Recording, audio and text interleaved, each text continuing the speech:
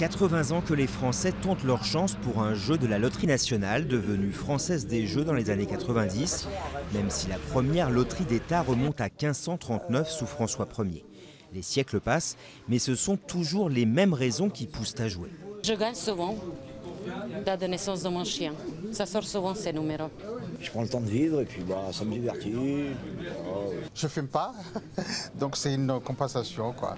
Chaque année, 26 millions de Français tentent leur chance dans l'un des 5 grands jeux de la Française des Jeux, soit 12 milliards d'euros misés, redistribués à 96% aux joueurs et à la collectivité.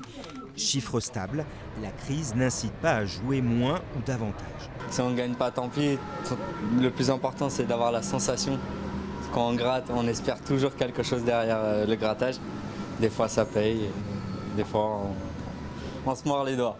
Créée en 1933 notamment pour aider à payer la retraite des anciens combattants, la loterie puis la Française des Jeux donne naissance au loto en 1975, puis à l'euro-million en 2004.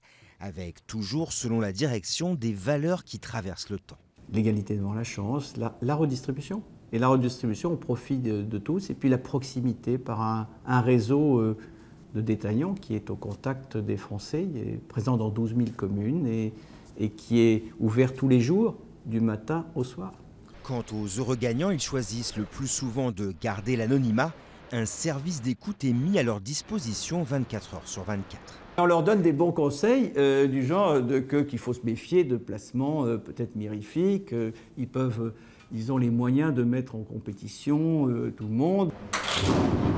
Au loto, chaque joueur dispose d'une chance sur 19 68 840 de cocher les 6 bons numéros.